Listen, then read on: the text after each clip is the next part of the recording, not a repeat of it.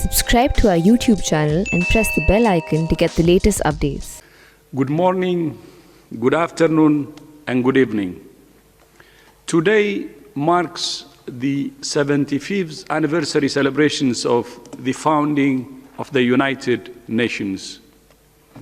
75 years ago, the nations of the world came together in the aftermath of the Second World War to resolve that the only alternative to the horrors of international conflict was international cooperation. Perhaps no crisis since the Second World War has demonstrated more clearly why we need the UN than the COVID-19 pandemic. We can only confront this common threat with a common approach. WHO is proud to be part of the UN family. As the nations of the world meet virtually for the UN General Assembly this week, WHO has three key messages. First, the pandemic must motivate us to redouble our efforts to achieve the Sustainable Development Goals, not become an excuse for missing them. Second, we must prepare for the next pandemic now. And third, we must move heaven and earth to ensure equitable access to diagnostics, therapeutics, and vaccines. We continue to call on all countries to use every tool at their disposal to suppress transmission and save lives until and after we have a vaccine. From the beginning of this crisis, WHO has championed and supported the global effort to develop a vaccine. We have developed target product profiles, criteria for the prioritization of vaccines, and a core vaccine trial protocol. We have engaged with vaccine developers and academics to standardize lab assays, animal models, and other normative methodologies.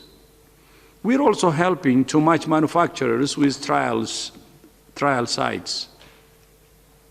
In April, WHO, the European Commission, and many partners established the Access to COVID-19 Tools Accelerator to speed up the development and manufacturing of vaccines, diagnostics, and therapeutics, and to ensure fair and equitable access for all countries. Together with Gavi and the Coalition for Epidemic Preparedness, Innovations, CEPI, we also established the COVAX Facility, which will give participating countries access to the world's largest and most diverse portfolio of vaccine candidates. The overarching goal of the COVAX Facility is to ensure that all countries have access to vaccines at the same time, and that priority is given to those most at risk, including health workers, older people, and others at the highest risk. We have no guarantee that any single vaccine now in development will work. The more candidates we test, the higher the chance we will have a safe and efficacious vaccine. Almost 200 vaccines for COVID-19 are currently in clinical and preclinical testing. The history of vaccine development tells us that some will fail and some will succeed. The COVAX Facility enables governments to spread the risk of vaccine development and ensure their populations can have early access to effective vaccines. Even more importantly, the COVAX Facility is the mechanism that will enable a globally coordinated rollout for the greatest possible impact. The COVAX Facility will help to bring the pandemic under control, save lives, accelerate the economic recovery, and ensure that the race for vaccines is a collaboration, not a contest. This is not charity. It's in every country's best interest. We sink or we swim together. The fastest route to ending the pandemic and accelerating the global economic recovery is to ensure some people are vaccinated in all countries, not all people in some countries. Recent opinion polls show the overwhelming majority of people support equitable access to vaccines.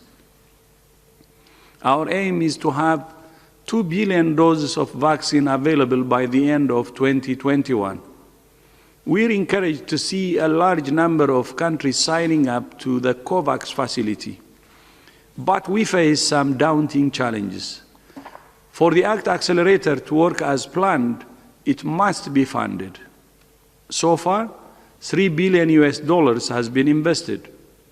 This has resulted in a very successful startup phase, but it's only a tenth of the remaining $35 billion needed for scale-up and impact. $15 billion is needed immediately to maintain momentum and stay on track for our ambitious timelines. Our challenge now is to take the tremendous promise of the ACT Accelerator and COVAX to scale. We are at a critical point, and we need a significant increase in countries' political and financial commitment. This isn't just the right thing to do, it's the smart thing to do.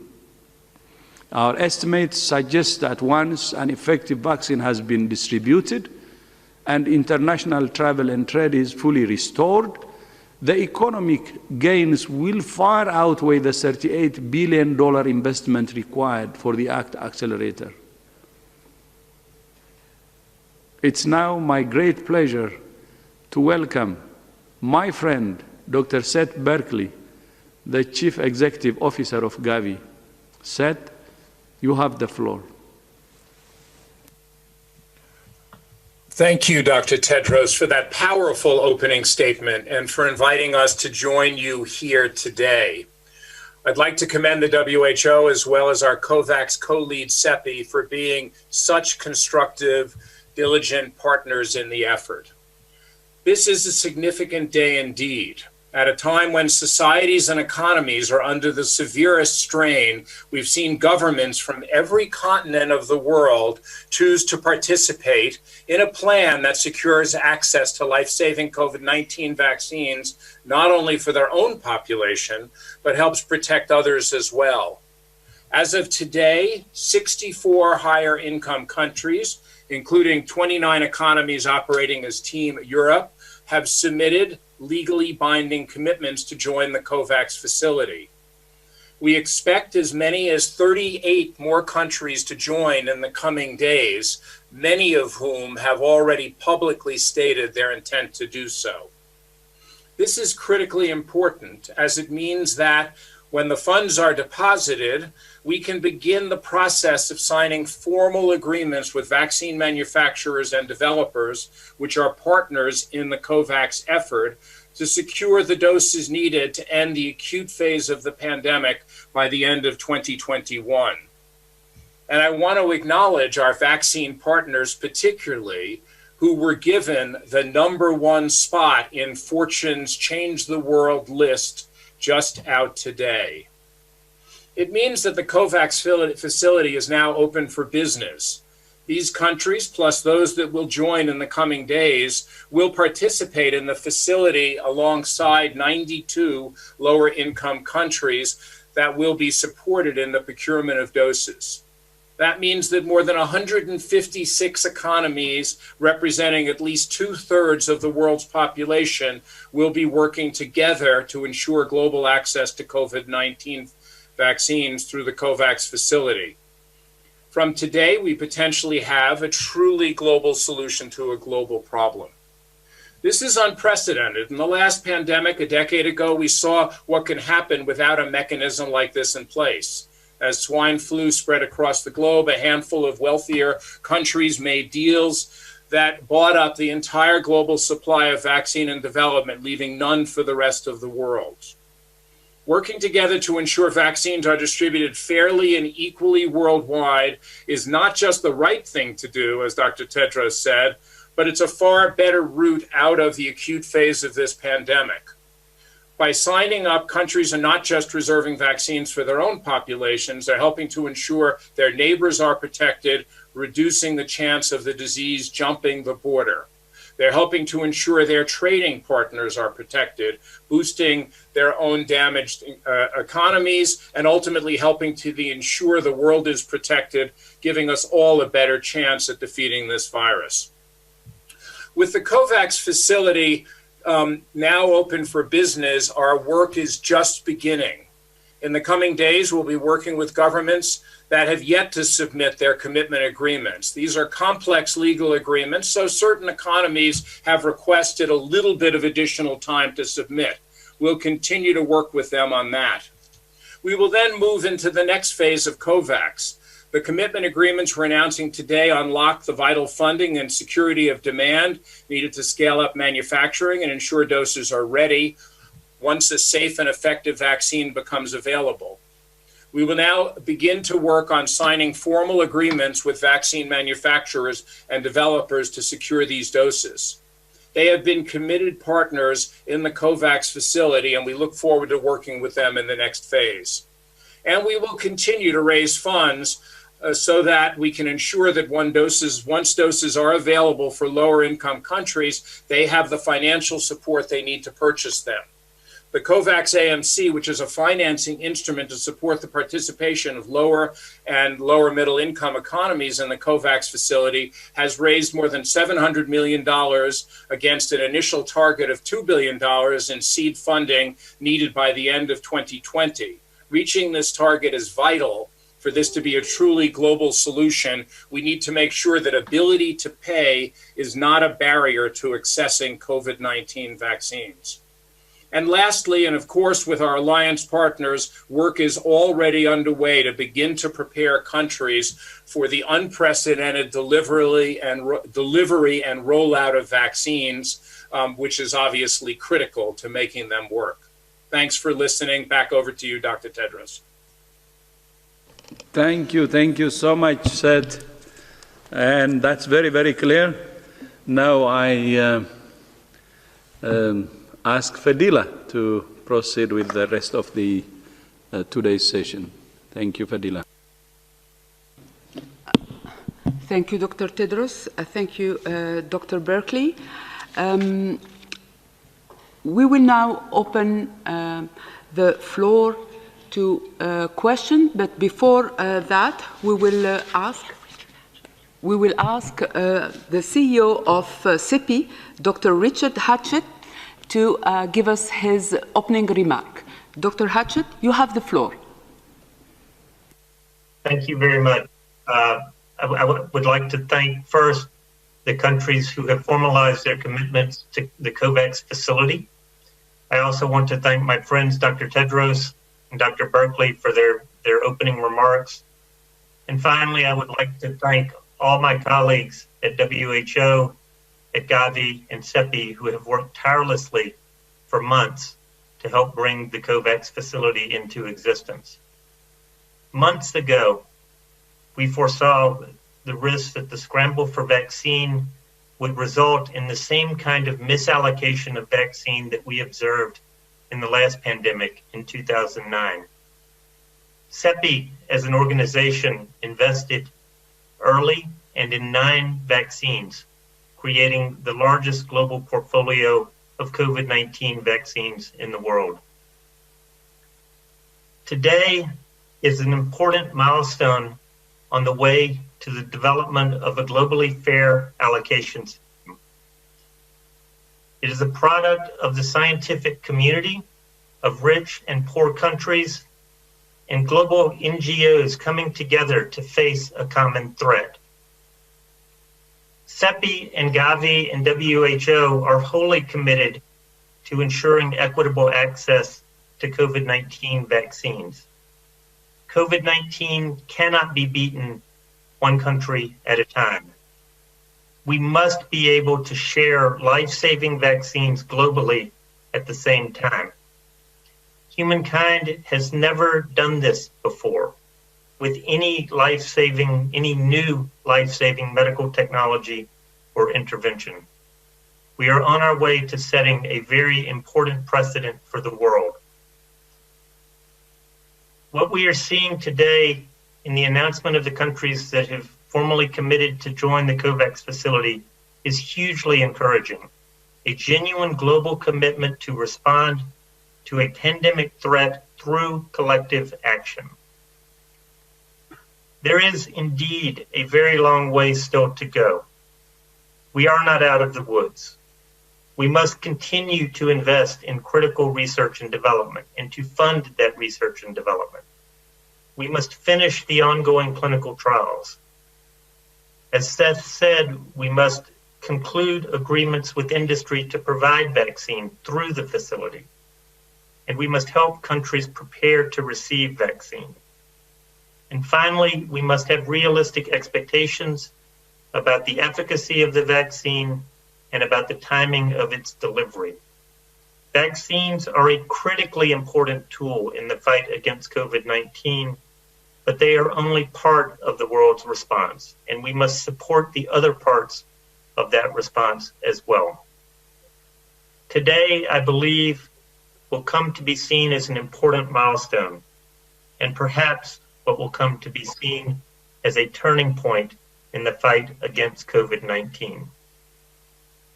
Thank you, and let me turn this back over to Dr. Tedros and to our colleagues at WHO.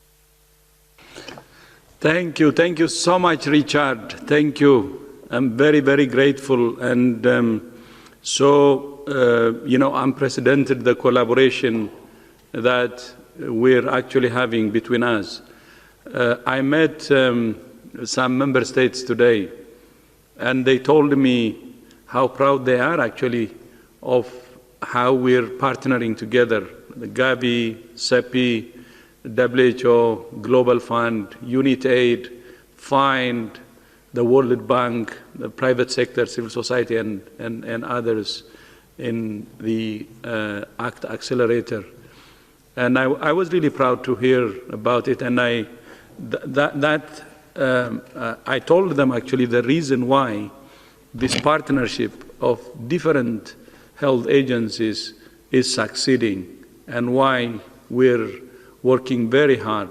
And I know you know it, I don't want to go into details, but I wanted to just use this opportunity to appreciate, and tell you that how honored WHO is to partner with Gavi, CEPI, and the rest of our partners. Fadila, back to you.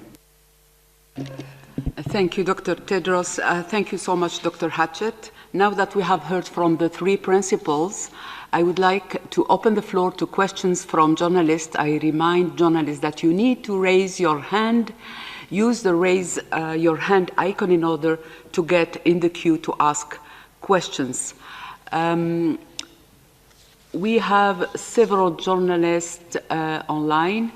I will start with Jenny Leravello from DEVEX. Jenny, can you hear me? Hi, Fadela. Can you hear me? Very well. Go ahead, please. Okay, thank you so much for taking my question. Two quick questions. One is on the COVAX AMC facility.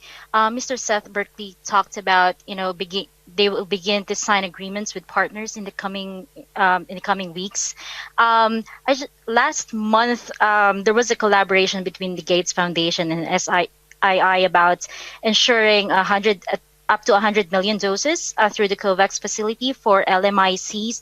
I just want to get an update in terms of how many more are you expecting in your current negotiations with vaccine partners, and from which vaccine manufacturers? And just very, very briefly, secondly, on the ACT Accelerator, I just want to get a sense, because the original investment case was, I think, around $31 billion, and there's now a discussion of a funding gap of $35 billion. Can I just get a clarification on the numbers, please? Thank you very much. Thank you, Jenny. Dr. Berkley, do you want to take the first question? Yes, absolutely. So, until we have signed agreements and finance for the upper middle income and high income countries, we cannot go ahead and close those deals. That's why this is such an important day. But for the AMC, of course, we already have an engagement going on that. And we have now signed for up to 850 million doses of vaccines as part of the AMC, and the rest of the manufacturers that Dr. Hatchett has talked about, both from the CEPI portfolio, vaccines from potentially the Gates portfolio if they make it, but also vaccines from the industry that have not yet collaborated on moving forward are all eligible for this. So we will be looking during this next period to supplement those agreements that have already been made. And the last thing I want to say about this is that you heard the goal for us is to try to get to 2 billion doses. Of course, that's 2 billion doses of safe and efficacious vaccines. We know the failure rate for vaccines historically is quite high, with 4 out of 5, even in clinical trials, failing. So what this means is we are going to have to cut many more deals to get to the numbers we want. So that's where we are right now, but obviously we'll be transparent, and as more information comes out, we'll share it with you. Thank you so much, Dr. Berkeley. The question on ACT Accelerator, Bruce Aylward. Dr. Bruce Aylward, please.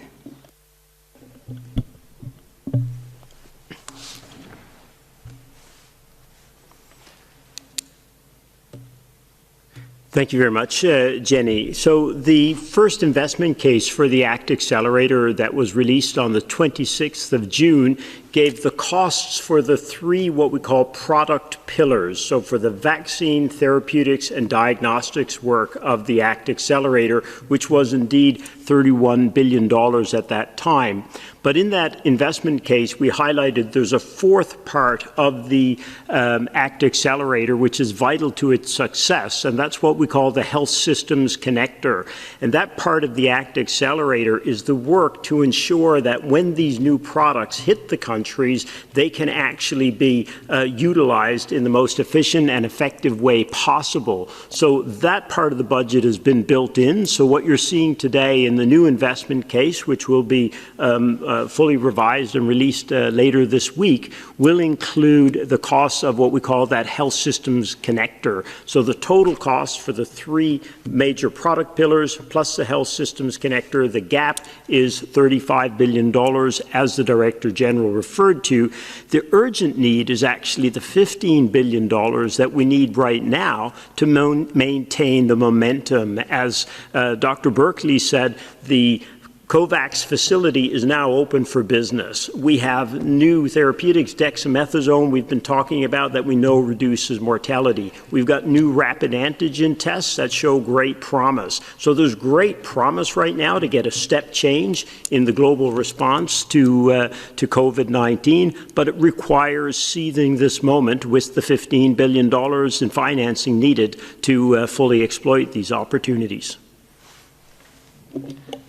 Thank you, Dr. Aylward. We will take a question from the next journalist, Antonio Brotto. Can I just kindly ask journalists to limit your question to 1, because we are very happy to have a large number of journalists, but limit your question to only 1, please.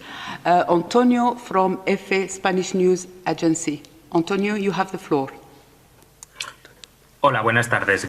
Good afternoon, and thank you for giving me the floor. On the list, we can see above all the fact that the United States is not in there, and also we see that China is not in there. Maybe you could let us know if there has been any negotiations with the authorities in China so that they join COVAX, or is there a hope that in the future they may become part of the network? Thank you. Thank you, Antonio. Dr. Berkeley? So the purpose of the COVAX facility is to try to work with every country in the world.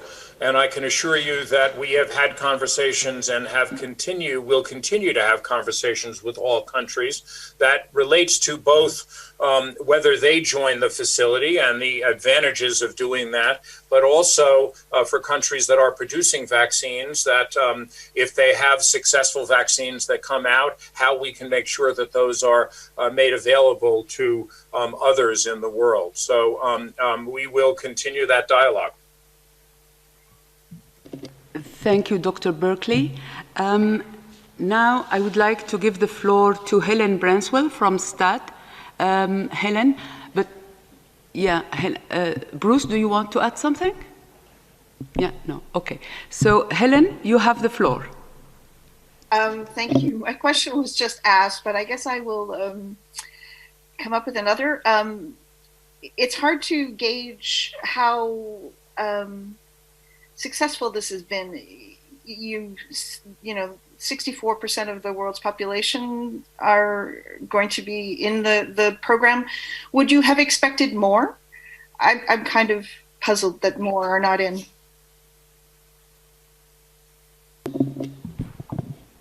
Thank you, Helen. Dr. Berkeley? So thank you, Helen, for that answer. And remember, we announced today who has signed up with legally binding commitments. We have many other countries who have expressed interest to participate and who were, because of legal issues or parliamentary issues or other, delayed in making those. So we have 38 other countries that we expect, and maybe all of them won't show up, but I expect the numbers will grow and be significantly larger than they are today, but we'll see. Thank you, Dr. Berkeley. I think Dr. Edward has something to add. Edward. Yeah. Thank you, Fidela, and thanks for the question, Helen. I think we can look at this two ways, right? And we've got to look at this as a huge success. When we've got 64% of the world's population as a single entity working together, that's huge progress. And as Dr. Berkeley just mentioned, there are many others that are still interested to join. So what we've managed to do, or a lot of credit here, obviously, to Gavi, WHO, CEPI, who've worked together on this, is to build a coalition at a time when the world has been so worried about countries going bilaterally. We now have 64% of the world's population, and this is growing still. So this is huge progress, and I think provides a fantastic opportunity for us to achieve that goal of rapidly reducing the risk of severe disease in as many countries as possible, so we can get the world health systems safer, get the societies reopened, and then get, obviously, economies working again as rapidly as possible. This is huge progress. Thank you, Dr. Elward. The next question is from Nina Larsen, Agence France Presse. Nina, can you hear me? Yes, hi Fidela, can you hear me? Yes, very well. Go ahead, please. Thank you. I'd like to ask a question on another topic. The CDC on Friday shifted its guidelines to say that small particles, such as those in aerosols, are the most common vector of COVID-19 and not the large droplets encountered at close range, as they stated previously. It seems to me that WHO has said, and I might be wrong, but that aerosols occur in certain settings, like in operating theaters, but have not given any conclusive information about whether the virus spreads through the air in other settings. So I was wondering if the WHO is considering shifting the guidelines on this as well, and if you agree aerosol spread is one of, if not the main vector of how of this virus, and how concerned we should be about sharing indoor spaces like the one you are in right now. Thank you. Thank you, Nina. I think we will go to Dr. Mike Ryan to answer this question. Dr. Ryan? Hi, thank you. Yes, we've seen the postings on the CDC website, and we're actually in touch with CDC to better understand the changes that have been made. There are parts of the website that appear to retain previous evidence and parts that appear to change. So we're just trying to check with our colleagues at CDC the exact nature of the change, if any, in their advice regarding this.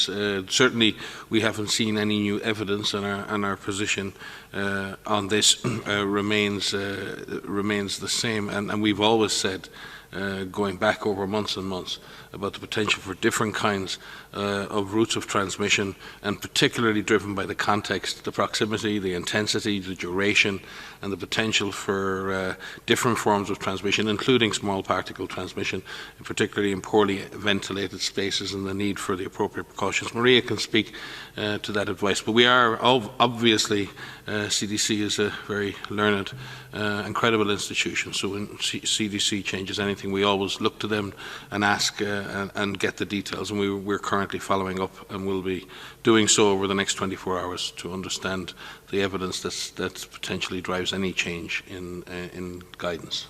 Maria?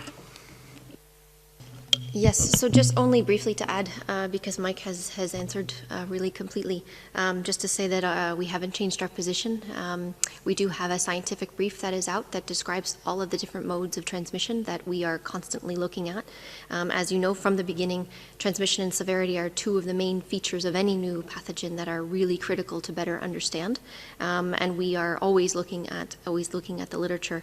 What really matters is how we protect people and how we ensure that transmission is reduced and suppressed, and countries are having great success in doing so. And so our guidance around physical distancing, the use of masks, avoiding enclosed, crowded settings, make sure you have good ventilation, hand hygiene, respiratory etiquette, manage your risk, really know what your potential exposure may be depending on where you live and where you work. And we're working with our member states to ensure that they take appropriate steps to reduce transmission. Thank you. The next question is for Simon Ateba, Africa News Today. Simon, can you hear me? Yes, I can hear you. Thank you. Thank you. Go ahead, please. Simon Ateba from Today News Africa in Washington, D.C. My question is to Dr. Berkeley of Gavi. You said that 64% of countries have cemented their commitment to the COVAX initiative with legally binding agreement. I would like to know how many of those countries are from Africa. Second, once a vaccine or successful vaccine are eventually approved, how do you intend to carry out vaccination in Africa? Will you start with some countries like South Africa, Egypt, Algeria, Ghana, and Nigeria, where there are most cases? Or will you do it at the same time? And if you allow me to quickly ask one last question on what Dr. Mike Ryan just said about the CDC. The CDC also said that coronavirus can spread further than 6 feet. Are you also looking at that area? Do you still stand by the recommendation that 6 feet is enough to prevent the spread of coronavirus? Thank you. Thank you, Simon. I think we will go to Dr. Berkeley to answer the first question of Simon. Dr. Berkeley? So thank you, Simon. There are 48 African countries that are included in the advanced market commitment. There are 8 self-financing countries that can join. Right now, 48 of those countries are part of the facility and will have access. The purpose of the original allocation framework is to try to provide vaccines equally to all participants, including developed and developing countries. And obviously, that has to be also joined to how fast vaccines get produced and in what allocation or what quantities they can be transported. But the idea would be initially to try to get to health workers around the world. And that is, up to 3% of a population, and then to add doses as vaccines get made. So the idea would be to try to make them available to all countries equally. After 20% of countries are covered, the idea would be that the allocation framework would shift slightly, and if there were differences in need, that would be taken into account. Last thing I'd say is that there is also a plan to put aside doses for humanitarian emergencies, and those, of course, could also be used in the circumstance where there were substantial outbreaks that needed additional doses. Over. Thank you, Dr. Berkeley. I think Dr. Aylward has something to add. Thank you for the question, Simon. And I just realized as you were asking the question, it's important for us to clarify one point. You said that 64% of countries had joined, and actually the proportion of countries and economies around the world that have joined the COVAX facility are actually much higher. And Helen, this goes back to the question that you asked, but remember, we now have 156 countries and economies working with the facility, and potentially another 38 that are in discussion, as Dr. Berkeley mentioned. And so that makes at least nearly 80% of the countries and economies around the world are already working with the COVAX facility, and that number may grow higher. So when you approach it from a proportion of the countries and economies around the world, it's a huge proportion. I just thought to be very clear that group represents nearly 70% of the world's population, but as a proportion of the number of countries and economies, it's even higher, which again is extremely important when it comes to that goal of equitable access. The more countries and economies we have working together, the better the opportunity to get these products rolled out in the right order to the right people at the right time. Thank you, Dr. Aylward. I would like to remind journalists to unmute themselves when they want to ask a question. And now I would like to invite the next journalist, Kai Kupperschmidt from Science. Kai, can you hear me? Yes, thanks for taking my question. And thanks, Bruce, for setting me up perfectly. The right people, the right order. So obviously, there are different ways of trying to distribute the vaccine in a fair way, in a way that has the maximum impact. And I just wonder whether you can speak a little bit to, you've gone for this two-phased approach, where in the first phase, it's proportional to the population. And in the second phase, countries are prioritized depending on threat and vulnerability. Can you just explain a little bit the modeling that goes into that? There are people who suggest that, actually, for instance, vaccinating younger people who spread the virus more might be more efficient. So if you could just explain a little bit what went into that, and I assume it's not pure ethics and science, but also politics. Thank you, Kai. I think I would like to ask Dr. Simao, Mariangela Simao, to take this question. Dr. Simao.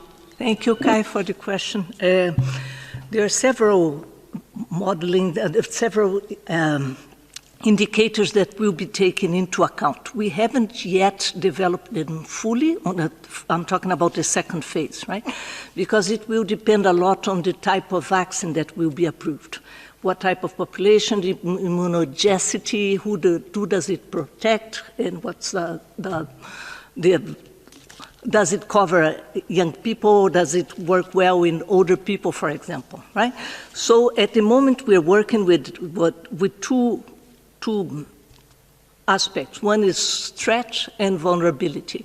And for these different models will be used that include, for example, mortality, includes rates of infection, it could include health system capacity, ICU coverage, for example. So it will depend a lot on the type of situation we have when we get to phase 2. Okay? At the moment, we're working with the uncertainties we have in relationship to the vaccine itself, the one that will prove to be both safe and efficacious. Thank you, Dr. Simao. Now I would like to give the floor to Corinne Gretler from Bloomberg. Corinne, can you hear me?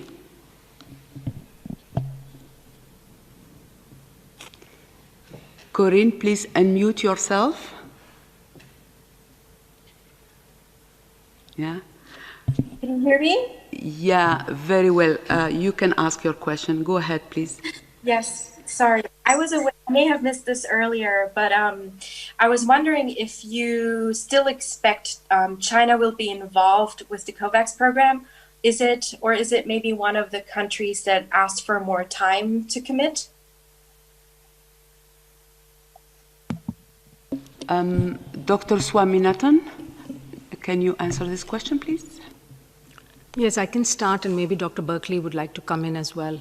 So we've been engaged in discussions with China for the last several months because, as you know, they also have a very active vaccine development program, and several of their vaccine candidates are in advanced stages of clinical trials. So this is also of interest to us. So we're following those very closely.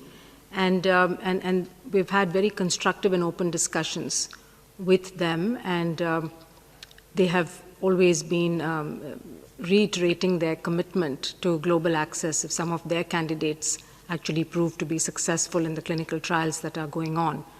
So I think the conversations are going on. It's still open, and we're hopeful that more countries are going to join.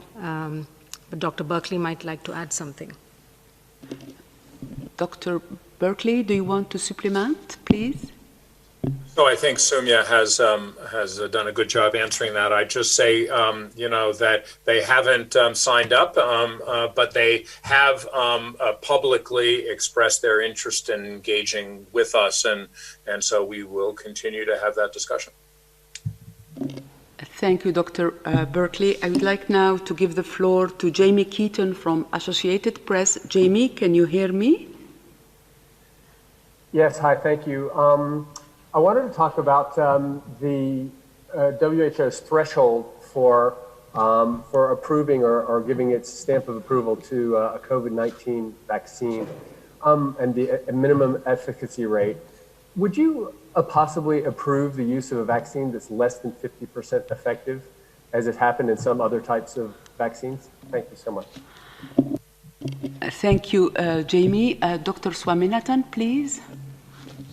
Thank you, Jamie. As you know, we put out the target product profiles for an ideal COVID vaccine. This was several months ago, and obviously these target product profiles are to help developers and funders to try to have some benchmarks for when they're developing the vaccine. We have two scenarios: a vaccine that's used mainly as a preventive, and also a vaccine that could be used in outbreak settings to rapidly control outbreaks. So they have slightly different product profiles. But essentially, what it describes is a vaccine, ideally with 70% efficacy and above, but certainly 50% would be the point estimate that would, that's what we would classify as an effective vaccine. It's also important of how these endpoints are studied in clinical trials. Because as you know, around the point estimates, you have confidence intervals. And so it's also important that the confidence intervals are not too wide. In other words, if you do a clinical trial with small numbers of people, you could still prove a 50% efficacy, but you may have confidence intervals that go all the way down to 0, which means that there's a chance that the vaccine actually doesn't have any efficacy or has very poor efficacy. So we also specify the lower boundary of these confidence intervals, which is 30%. A vaccine that has less than 30% efficacy is probably not going to have a big public health impact, because you can see if you have a 30% or lower efficacy and you vaccinate a certain percentage of the population, it's going to be difficult to get to those levels of immunity. The FDA also has guidance on the criteria. We're very well aligned. The WHO guidance and the FDA guidance are very well aligned. And as clinical trials are proceeding phase 3, we're expecting to see some of these data. So it's also going to be important to have criteria for emergency use listing and then ultimately for pre-qualification. As you know, emergency use listing is a step on the way to pre-qualification or to full licensing, and is done in case, in pandemics like this, one might consider that. But again, there are minimum criteria also for safety. So one is on the efficacy side, but on the safety side, we would like to see several months of follow-up to assess the adverse reactions, particularly since we have so many platforms that are currently being tried, which are first-time platforms, like the RNA and the DNA vaccines, and even the non-replicating viral vectors have not been used at scale. And therefore, safety considerations are important because here's a vaccine we're going to use on billions of people. And so the risk-benefit profile has to be very, very strong. Kate, you want to add something? Yeah, I think what I'd just like to add to that great explanation about sort of how we consider the evidence from trials. It's really important to remember that there's also a policy process. And although vaccines, or frankly any product, may achieve authorization, licensure, how that vaccine is actually used, in which groups, and certainly will be taken into consideration the magnitude of the efficacy and in which groups that efficacy was demonstrated. So at WHO, we do have the policy process in motion, considering the evidence right now, and we'll continue to watch very carefully as that evidence accrues. Thank you. Thank you, Dr. O'Brien. I would like now to invite Leroy D'Souza from Mint, India, for the next question. Leroy, do you hear me? Hi, I can hear you. Yeah, please go ahead. Yeah. So the thing is, my question is specifically with regards to India. Now, India is part of the Gavi AMC eligible countries, but has there been any sort of discussions about payments or the total number of doses that are needed? And also among the 4 candidate vaccines that are there, that are part of the COVAX facility, apart from the serum, Oxford serum vaccine that is there, are there any others that are being, what are the others that are there? And are any talks going on with Indian manufacturers? Thank you, Leroy. Dr. Berkeley, do you want to take this question, please? Sure. So thanks for the question. India has a very special role to play. It has a whole group of indigenous vaccines that they're working on. There's a powerful science engine going on there. And they also have massive manufacturing capability. And so we have had a series of conversations on the R&D side with all of the manufacturers, and also with the manufacturers on the ability to scale up and produce. Of course, India is Gavi's largest eligible country, and so they are part of the AMC, but also given the size of India's population, we have always had a special strategic relationship with India. And so we have had a series of conversations, and we'll continue to work on those conversations on how we would be able to provide vaccines, which we would purchase, which India would purchase, and how those would be scaled up appropriately. I don't know if Soumya wants to add anything to this, given her engagement also in this work. So, yes, thank you, Seth. I just wanted to add that India is also obviously a very good place to do clinical trials for multiple vaccines because of the population that is exposed, but also because of the capacity that exists and the institutions that are capable of doing randomized clinical trials. So we are discussing with the companies as well as with the ICMR and the Ministry of Health on clinical trials for multiple candidate vaccines, both those made in India as well as those that are available outside. And so we hope that there'll be a lot of activity in the coming months, both on the R&D side. There are several candidate vaccines that are advancing, at least 7 or 8 of them. And so we hope to see results coming from those studies. The first few are now in phase 1, phase 2, and in the next couple of months, I think we should start seeing the immunogenicity and the safety data coming in. They're also in conversation with CEPI for partnerships on R&D. Thank you, Dr. Swaminathan. Dr. Richard Hatchett, do you want to add something on the vaccine issue? Yeah? Yeah, no, just to say that the Indian manufacturers, as Seth and Simya have said, are very much, participating in the global response. They are supporting the manufacturing of vaccines by international companies as well as developing their own. They have a terrifically exciting and robust biotechnology community, and we have been deeply engaged in discussions with them and look forward to collaborating. Thank you, Dr. Hatchett. Thank you so much. Now I would like to give the floor to Sarah Wheaton from Politico. Sarah, can you hear me? Yes, thank you for taking my question. The goal, as I understand, for COVAX is to secure 2 billion doses, but given that some vaccines would need 2 doses and some would need 1, just wondering why that is the unit as opposed to just saying we want to, say, vaccinate 2 billion people. And when we talk about phase 1 and phase 2, and that phase 1 would give each country enough for 20%, does that mean 20% would get a full course, or 20% of people would get 1 dose, even if it's a 2-dose vaccine? Thank you. Thank you, Sarah, for this question. I would like to invite Dr. Kate O'Brien to respond. I think it's important to recognize that the 2 billion dose number is predicated on the idea that it would be a 2-dose regimen. We don't know yet which vaccines are going to reach success and licensure, so that's the direction we're planning for. But that's really only through 2021. The aspiration, of course, is to go well beyond 20% immunization and to extend that to all people who would benefit from protection through vaccines.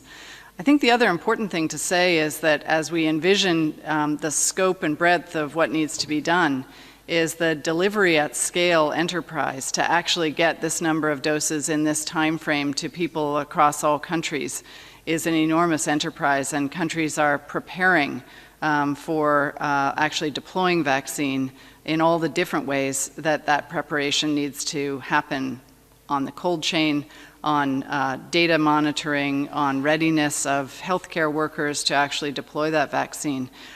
So we have to really remember that what we're talking about today is really the first phase of what needs to happen, and the aspiration is to assure that we are able to secure more vaccine for all people in all countries who need it eventually. Thank you, Dr. O'Brien. I would like now to give the floor to Imogen Fulks from the BBC. Imogen, can you hear me? Yes, I can. Yeah, please go ahead. Could I just come back to the drivers of infection? Because I wasn't quite sure that Nina's question from AFP got answered as clearly as we might like. Because I think the question was that CDC is suggesting that aerosol is the main driver of transmission. And I know that you've never ruled anything out, but from a long time you were saying that droplets were the primary driver of transmission. So, I mean, you say your position hasn't changed. Do you still think droplets are the primary driver of transmission then? Thank you, Imogen. Dr. Ryan?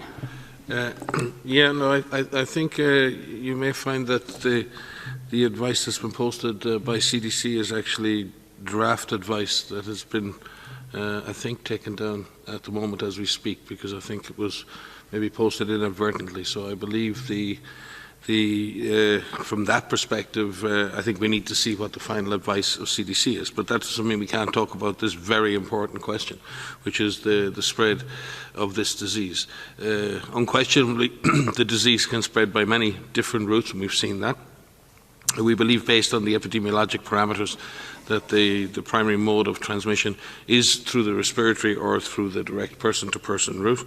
Depending on the size of aerosols, we believe that symptomatic individuals infect the majority of people at close range through the direct contamination with droplets. And then there is always the risk, and is the risk of further transmission at longer distances. And Simon Ateba asked earlier about this 6 feet versus 3 feet. There is no question that distance is a factor. There is no question that duration is a factor. There's no question that ventilation is a factor. All of these things. The risks decline exponentially as you move further away from another individual. The risks decline depending on ventilation. The risks increase depending on the density of people. And that's why it's so difficult to say with absolute. If Simon asked earlier, is 6 feet better than 3 feet? Of course it is. Is 9 feet better than 6 feet? Of course it is. The issue here is to find out what is the best balance of measures that manage most of the risk and then allow us to be able to exist within our society. So it's the same thing when we talk about the period of time for contact tracing. We say 14 days. That does not mean that 100% of people develop disease in 14 days. What it means is the vast majority of people will develop disease within 14 days. We could follow people up for 30 days or 50 days. The question is the balance of the resources required versus the benefit we gain in terms of disease control. All of these parameters need to be put together. So we still, based on the evidence, believe that there is a wide range of transmission modes. We believe the disease is predominantly or primarily spread through droplet spread and through larger droplet nuclei, but we have always said that smaller droplet nuclei can spread this disease, and that is very context driven. People crowded into a small space without adequate ventilation, where they're there for a long duration of time. In that situation, aerosol-based transmission can occur, and it has been demonstrated to occur. The question is what's driving the day-to-day transmission of the disease. And we need to stop all sorts of transmission. We need to look at all types of transmission. That's why we talk about avoiding crowded spaces. That's why we talk about ventilation. That's why we talk about the duration of time you spend in those spaces. So the advice in that sense does not change. It's about knowing the risks, managing the frequency, intensity and duration of time you spend in the company of other individuals in crowded spaces, and when you can't physically distance, when you can't fully manage that, to be aware of those risks and to ensure that you always have a mask with you so you can wear that mask in situations where you can't distance yourself appropriately from others, and to always remember to maintain good hand hygiene. So these are really important issues, and I think we have to level with people. There are no absolute risks. There's no situation where this is risky and this is not. And where this is bad and this is good. It's about finding the best balance of behaviour, the best balance of risk that allows us to go back to school. For example, I'm sorry to go on about this, but many countries have brought children back to school successfully. It's been very, very tough. It's not been zero risk. The risks of transmission still occur. We're balancing those risks to benefit our children's education, to minimise their risk of exposure or bringing the disease home. But it's not zero risk. And great credit goes to those schools and local school authorities and governments who've managed to do that successfully. So I do think as we move forward in this pandemic, we've got to become able to accept that there are very few absolutes in this response. And we've got to be able to be smart and make smart decisions, and smart decisions are made based on understanding risk, minimising risk, and then being aware of the residual risk, and as best we can to avoid that. Maria, I think you may have. Thank you, Dr. Ryan. We are going to move now to South Africa, to Sophie Mokoena. Sophie, can you hear me? Yes, I can hear you loud and clear. My question is around the issue of making the drug or the vaccine or whatever medicine available to ordinary people. Activists or ordinary people around the world are asking for a moratorium on all COVID-related patents, with the intention to ensure that you don't have a situation where companies and individuals are profiting while people don't have access to such important vaccine or medicine or anything that can help them, and also to ensure that you classify health as a public good. What is your reaction as a panel? Thank you, Sophie, for this interesting question. Dr. Simao? Let me start, and maybe colleagues can complement. I think we are very clear, WHO is very clear when we are talking about COVID technologies that work to save lives and to prevent infections as global public goods. Right? And it's in this framework that WHO has been working with partners, including Gavi and CEP in the vaccines field, to ensure that there is equitable access to these technologies. We understand that for specific products like vaccines, for this acute period, that intellectual property barriers are not necessarily the most important barrier. We expect that next year the most important barriers is the capacity to scale up production and to make these products available. And we know that some of these manufacturers will be selling these products at what we call a cost plus, which is not intending to have profit. Right? On the other hand, we do have products, for example, for treatment. When you have like a product like dexamethasone, which has helped to decrease, it has proved to decrease mortality in severe patients, which is not patent protected, it's available across the world. It's a very old drug. But we have expectations that we may have a new therapy, and this could be like a biotherapeutic, which is, as we speak, the current ones in the market for other diseases are very costly and are patent protected, and they are hard to be scaled up and to be copied. So we do expect that for medicines, even if these new biotherapeutics prove to be safe and efficacious against COVID, that we may have IP as a barrier. And this is why we are also working together with UNITAID and the Wellcome Trust to address this beforehand.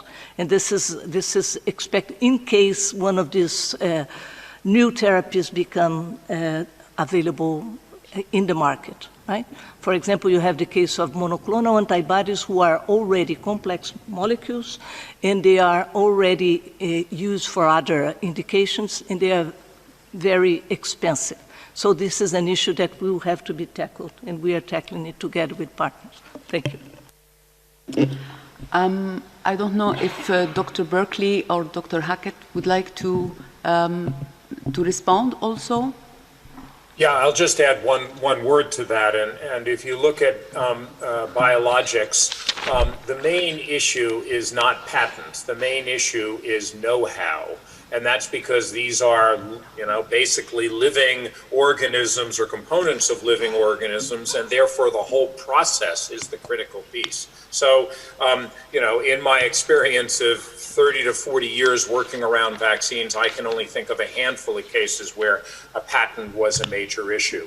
And that know-how then becomes very important on how we form the partnerships to have companies be able to transfer technology to other companies. And that's a lot of what we're trying to do here, is to make that available. I'm sure Richard will say something about that. And if you try to re-engineer the vaccine production without the know-how, it takes years and years and years. If you have the know-how, it's still difficult, but it can be done in a reasonable period of time. So that's really what we're trying to work on by forming these partnerships with industry.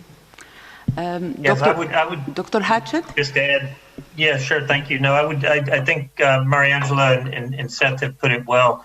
At least with respect to vaccines, the IP barriers are not the most important barriers to equitable access. Mariangela mentioned the capacity to scale. I would also say the capacity to deliver is critically important. I think it is critically important to maintain a balance. If you look at the global innovation effort that has been driven in the response to the pandemic under the current intellectual property regimes without taking away intellectual property protections. You see well over 200 vaccine development efforts. You see a number of companies that have worked with partners globally to provide the technology transfer, sometimes with public funding, but often without. And you see tremendous investment. You see tremendous progress in developing vaccines. And so you have to balance any effort to right what you think may be a wrong with what you might potentially give up. And if you inhibited innovation by taking away intellectual property protections, even though they're not really, where vaccines are concerned, the major barrier, you could have unintended negative consequences. I think what we're seeing through the participation in COVAX and the willingness of countries to come together in the face of a global threat is a potential pathway which, without disrupting intellectual property regimes, can provide for the kind of global simultaneous access that we all want to see. Thank you, Dr. Hatchett. Now I would like to give the floor again to Dr. Simao for I think it's important. Thank you very much, and thank you, Seth and Richard. It's important to complement the information as well, because WHO has, in late May, launched a COVID technologies access pool, right? Which is, because what we have seen during this pandemic is also an unprecedented move from some manufacturers on the sense of, for example, open licensing their patents, or for sharing unprecedented sharing of information, scientific information on research and development that we had not seen before. So WHO, at the request of the government of Costa Rica, and together with 40 countries, has launched what we call the CTAP, a COVID Technology Access Pool. And that it's a voluntary pooling, and it's working with initiatives like the Medicines Patent Pool, and with the WHO Global Observatory on Research and Development, in the sense that we would like to see more of the sharing of the not only of the patents through voluntary mechanisms, but also of the scientific information that's being developed throughout this pandemic. Thank you. Thank you, Dr. Simao. Dr. Kate O'Brien would like to add something. I'd just like to add on the second part of your question about global public goods. I think it's really important. I think what's been addressed is the patent issue, the IP issues. But SAGE has, and WHO has now released a values framework for how the policy, which will consider these products, is going to actually look at the distribution of values that will help allocate vaccines and make recommendations for populations within countries.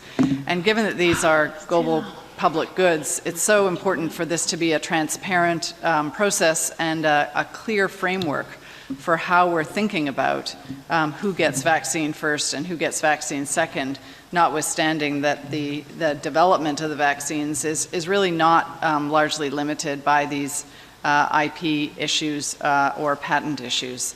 So I think understanding each of these elements that will lead to the actual access to vaccines in an equitable and fair way that makes sense and is driven by science is really important. Thank you. Thank you, Dr. O'Brien. We have still a lot of questions from our journalists and not much time, but I would like to give the floor to a journalist from Norway. I hope I pronounce well your name. It's Oda Skaitne from VG Norway. Oda, can you hear me? Yes, I can hear you. Thank you. Go ahead, please. Neither Russia, China, or the US is on the now published list of countries that have committed to COVAX. Are you disappointed in them? And what does it mean for the success of COVAX that these countries won't participate? Thank you, Oda. I would like to invite Dr. Berkeley to take this question. Dr. Berkeley? I think it's important for us to continue to be open to vaccine producers, research, and countries around the world, to have them engaged. We will continue that conversation. As you've already heard articulately stated by Bruce, that, right now, more than 70% of the world's countries are coming together. We'll see what the final number is, but it may get up to the 80s or 90%. And so we will work with those countries and move forward on it. So I think that's the reality of where we are right now. And at the end, we want to make sure that we get to the point where everybody has access to vaccines. And of course, a number of countries have decided to provide vaccines by, having their own large portfolios, and we gain from that as well because they invest heavily in R&D, and that helps us drive forward the overall agenda. Thank you, Dr. Berkeley. I think we will take the last question from John Cohen. John, can you hear me? John? Yes, can you hear me? Yeah, very well. Go ahead, please. Thank you so much for taking my call. I'm confused about a very fundamental question, and it has to do with at-risk manufacturing versus the advanced purchase commitments. I understand that CEPI is investing in 9 vaccines for research and development, but I don't understand how the COVAX Facility is investing in at-risk manufacturing, or if it is. And I have one other more complicated question about monoclonal antibodies. If they work as preventives, and I realize there are access issues and supply issues and cost issues, but doesn't that somehow impact this whole framework and scheme? Thank you, John. I would like to invite Dr. Seth Berkeley to take the first question. Thanks, John, and I can give you a quick answer, and if you want to have more discussions, we could continue the discussions. But the idea, of course, is CEPI is investing in a number of platforms and technologies, and they've been investing in multiple different components of that. For the COVAX facility, we are not primarily an R&D organization. But what we can do is work to make sure that technology transfers occur, that manufacturers scale up by putting incentives in place for them to do that, and by paying the reservation fees for their vaccines to move forward. So those are some of the levers that we can use as part of the effort that we have. I don't know if Richard wants to add something to that. Yeah, please go ahead, Dr. Hatchett, if you have something to add. Sure.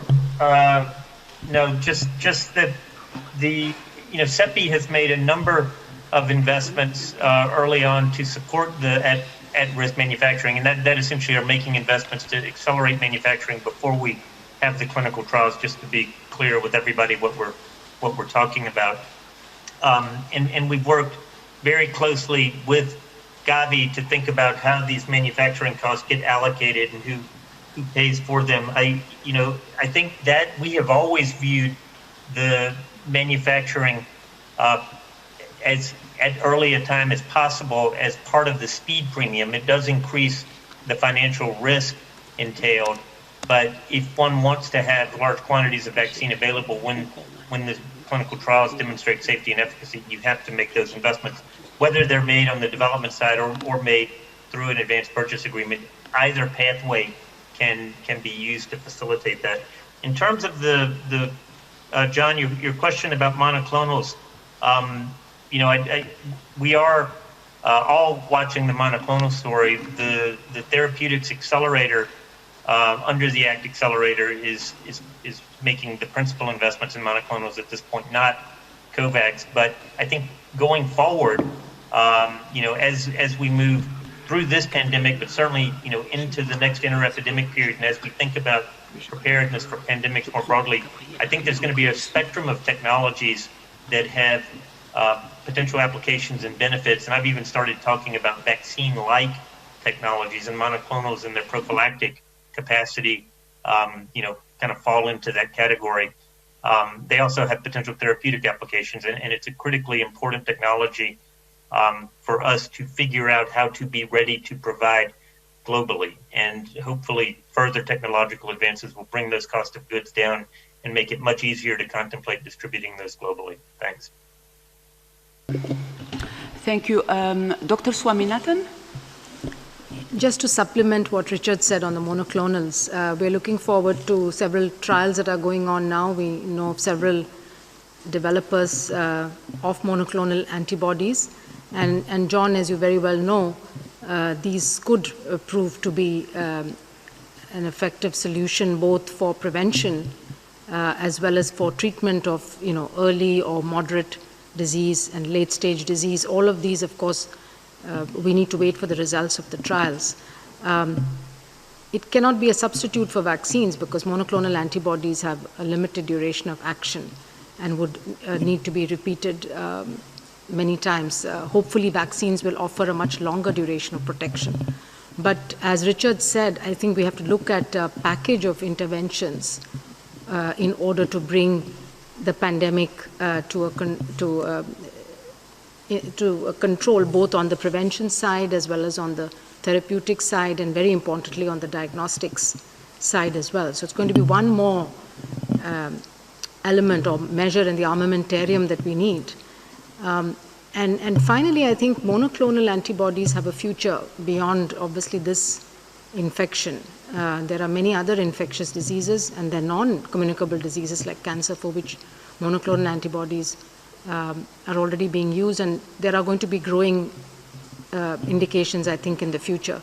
So this is a good time to invest in capacity for manufacture of monoclonal antibodies in the developing world, so that in the future we can use this technology for multiple infectious diseases. Thank you, Dr. Swaminathan. Dr. Aylward has something to add? Yeah, I'm sorry, but John, you touched such an important point, and I'm going to sound like, quote the Director General here when he keeps saying you have to do it all. And when the ACT Accelerator was set up, it was not about finding a vaccine or finding a diagnostic or finding a therapeutic or the other measures. It was about doing all of it, because exactly like Dr. Swaminathan said, we need the whole package. We need the integrated package to manage this disease, to get our health systems safe, keep the populations healthy, get our societies reopened, and get the economies reopened. So it's going to be that mix of vaccines, therapeutics, but then Dr. Swaminathan, in her last point, she made the point of diagnostics, right? And Mike keeps hammering this again and again and again.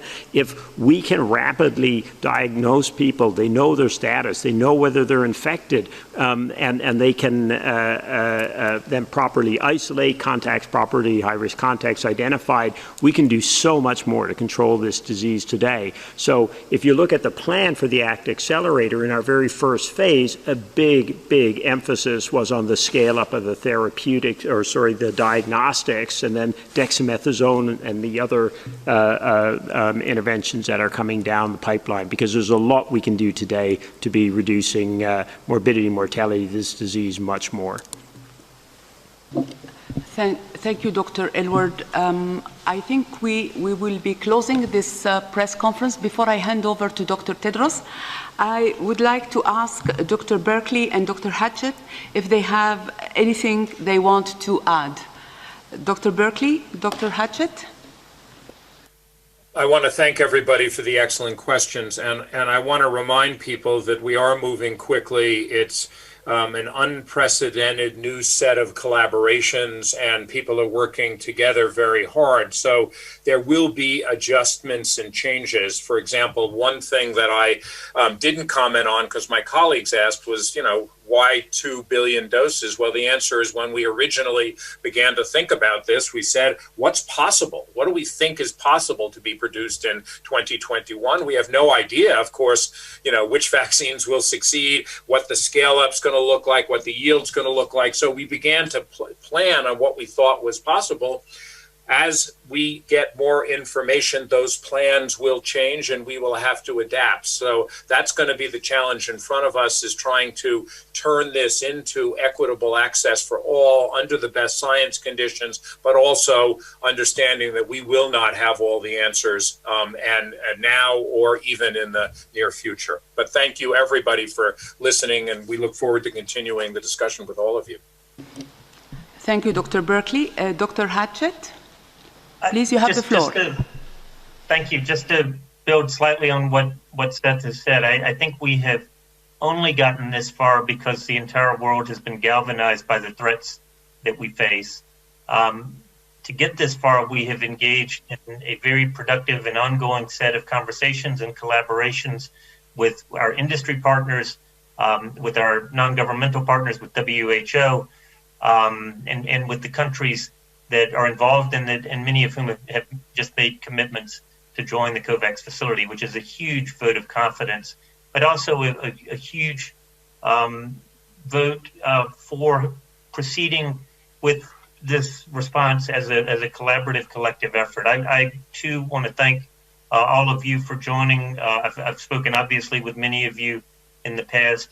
We are here. We do want to talk about what we're doing. We welcome your questions, and we will try to be as transparent as we possibly can, recognizing that we are continuing to evolve and respond to changing circumstances in a very dynamic time. Thank you. Thank you, Dr. Hatchett. Now I would like to give the floor to Dr. Mike Ryan, who wants to add something. I know the DG will speak to this again, but I think as it is the 75th anniversary of the founding of the United Nations, and as a proud staff member of WHO and someone proud to serve within the United Nations, we just want to say to our colleagues around the world, all of you out there who get up every day to serve those who are least and to preserve the peace and to fight for human rights, we thank you, and we hope we can continue to serve. We're certainly proud to be WHO, we're proud to be UN, and Richard and Seth are proud to be COVAX now, so we have a new flag to fly. Dag Hammarskjöld said, one of the great leaders of the United Nations, said the UN was not created to take the world into paradise. It was created to save the world from hell. And I think we should reflect upon the role we need to play now together as we face yet another global crisis. Thank you, Dr. Ryan. DG? Yeah, thank you. So, how about starting by saying happy birthday to the UN, 75th birthday. Coming to the COVAX, 64% of countries being part of the COVAX is unprecedented. So that's one. And many more are interested to join, so we will continue the dialogue, because with more countries joining, will really have a very positive, impact for its success. And then one thing which is very clear is, and we have been saying it, the partnership between countries is not because some countries are going to give charity to others. It's not a charity. It's because cooperation, especially on vaccines and opening up the economy faster, is in the interest of everybody. So I have said it in my speech, for the world to recover faster, then it has to recover together. And that's why. And it's in the interest of each and every country in the world. And that's what we're trying to say.